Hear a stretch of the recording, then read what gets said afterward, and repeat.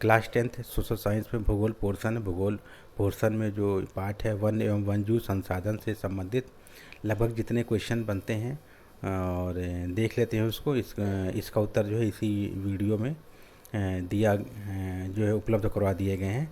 तो इसमें देखते हैं पहला क्वेश्चन क्या है। पहला क्वेश्चन है आपकी जैव क्षेत्र, जिसे व्योम क्षेत्र के नाम से भी जाना जाता है। जैव क्षेत्र या व्योम क्षेत्र किसे कहते हैं, ये कितनी परिस्थितियों में बांटा गया, यह एग्जाम में पूछा जा चुका है। तो दूसरा क्वेश्चन देख लेते हैं, भारत सरकार द्वारा वनों को कितने भागों में बांटा गया है, इसका वर्णन करें। तो ये दूसरा क्वेश्चन है। और तीसरा क्वेश्चन देख लेते हैं, हिमालयन यव,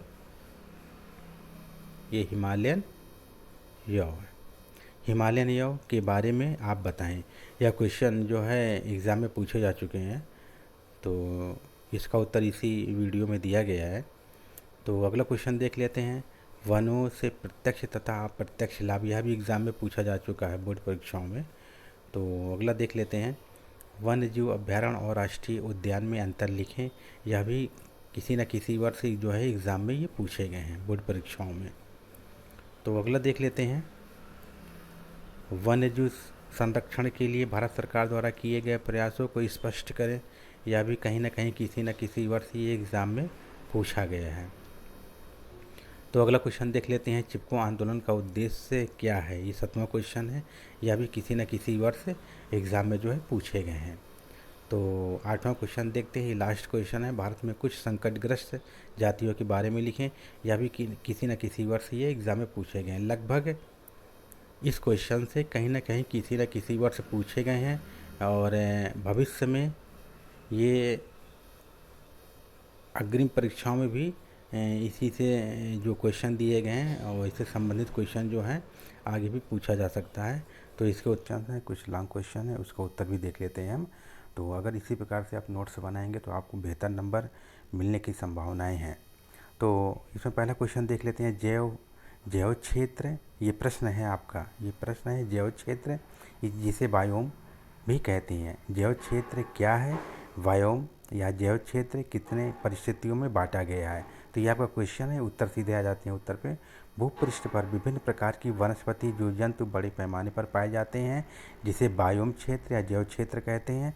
ये या 5 पारितंत्र में बांटे गए हैं। पहला है आपका वन, दूसरा सवाना है, तीसरा घास का मैदान है, चौथा मरुस्थल है और पांचवा जो है टुंड्रा है। ये 5 प्रकार के हैं जो कि ये 5 परिस्थितियों में जो है बांटे गए हैं। तो अगला क्वेश्चन देख लेते हैं, ये दूसरा क्वेश्चन है ये आपका। और भारत सरकार द्वारा वनों को कितने भागों में बांटा गया है, भारत सरकार ने वनों को कितने भागों में बांटा गया है। तो इसका उत्तर ये है, आप देख लेते हैं, भारत सरकार द्वारा वनों को 3 भागों में बांटा है। पहला रक्षित वन, और रक्षित वन क्या है, पहला, इन वनों को नष्ट होने से बचाने के लिए सरकार द्वारा सुरक्षा प्रदान की जाती है। देश के कुल वन क्षेत्र में लगभग 1/3 भाग रक्षित वनों का अंतर्गत रखा गया है। सरकार ने 1/3 भाग रक्षित वनों को अपने अंडर में रखा है। तो अगली हेडिंग देख लेते, आरक्षित वन। पहला रक्षित वन है, दूसरा आरक्षित वन। तो इन वनों को सरकार या केंद्र सरकार द्वारा पूर्ण संरक्षण प्रदान करती है। यहाँ पर लोगों को कटाई, शिकार पर पूरी तरह से सरकार द्वारा रोक लगी होती है। भारत में आधे से अधिक वन को आरक्षित घोषित किया गया है।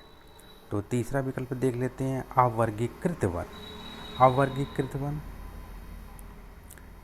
ऐसे सभी वन जो रक्षित तथा आरक्षित श्रेणी में नहीं आते हैं और बंजर भूमि सरकार, व्यक्ति और समुदायों के स्वामित्व में होता है। स्वामित्व माने हर व्यक्ति, यानी कि स्वामित्व माने होता है खुद का, जो सरकार के अंडर में नहीं होता है, जो कि उस व्यक्ति के हाथ में होती है, तो जिसे कहते हैं स्वामित्व।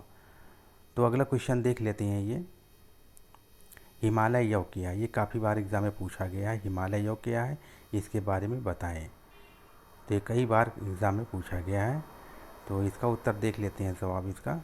तो हिमालय यव एक औषधि पौधा है जो हिमालय प्रदेश, अरुणाचल प्रदेश में पाया जाता है। इसके पेड़ की छाल, पत्तियों, टहनियों और जड़ों से टॉक्सोल टक्सोल नामक रसायन निकाला जाता है जो तथा इससे कैंसर के उपचार के लिए इसका प्रयोग किया जाता है। हिमालय यह क्या है? हिमालय यह एक प्रकार का रसायन पदार्थ है। हिमालय जो वहाँ हिमालय प्रदेश तथा अरुणाचल प्रदेश में पाया जाता है। इस पेड़ की छाल से, पत्तियों से, टहनियों से और जड़ों से टक्सोल नामक रसायन पदार्थ निकालते हैं जो कैंसर के इलाज के लिए इसका उपयोग किया जाता है। तो अगला क्वेश्चन देख लेते हैं, वनों से प्रत्यक्ष तथा अप्रत्यक्ष लाभ। ये प्रश्न है आपका, वनों से प्रत्यक्ष तथा अप्रत्यक्ष लाभ। यह भी एग्जाम में कई बार पूछा जा चुका है। तो इसका उत्तर देख लेते हैं, प्रत्यक्ष लाभ। प्रत्यक्ष लाभ, इन वन किसी भी देश की बहुमूल्य प्राकृतिक धरोहर होती है। इन वनों से हमें निम्नलिखित प्रत्यक्ष लाभ हैं। तो पहला लाभ देख लेते हैं। पहला लाभ है ऑक्सीजन की पूर्ति। ऑक्सीजन की पूर्ति, पेड़ों से हमें ऑक्सीजन मिलती है जिसके सारे जीव जंतु जीवित रहते हैं। कार्बन डाइऑक्साइड गैसों का वो उपभोग करते हैं ये। और दूसरा इसमें है, देख लेते हैं, उद्योग हेतु कच्चा माल। वनों से हमें विभिन्न प्रकार की कच्ची वस्तुएं मिलती हैं। तो तीसरा विकल्प देख लेते हैं, औषधि की पूर्ति। तो वनों से हमें विभिन्न प्रकार की औषधि प्राप्त होती हैं जिसका उपयोग मानव के द्वारा किया जाता है। तो ये औषधि की पूर्ति है। तो ये प्रत्यक्ष लाभ थे तीन। कौन कौन से थे? ये ऑक्सीजन की पूर्ति, उद्योग हेतु कच्चा माल, औषधि की पूर्ति, जो ये प्रत्यक्ष लाभ है। अप्रत्यक्ष लाभ देख लेते हैं अब। अप्रत्यक्ष, वनों से अप्रत्यक्ष लाभ। वनों से हमें विभिन्न प्रकार के अप्रत्यक्ष लाभ मिलते हैं। जैसे पहला देखते हैं, भूमि कटाव पर रोक। वनों की वृक्षों की जड़ें होती हैं जो मिट्टी को जकड़े रहती हैं, जिस कारण मिट्टी का क्षरण नहीं हो पाता है। तो अगली हेडिंग देख लेते हैं, बाढ़ नियंत्रण। वन जल की तीव्रता को रोकने का कार्य करते हैं जिससे बाढ़ का नियंत्रण हो सके। अगली हेडिंग है आपकी पर्यावरण संतुलन। अगली हेडिंग है ये तीसरी, पर्यावरण संतुलन। पर्यावरण संतुलन को बनाने में महत्वपूर्ण भूमिका होती है तथा वन पर्यावरण को नियंत्रित करते हैं। तो ये आपका अगला क्वेश्चन देख लेते हैं।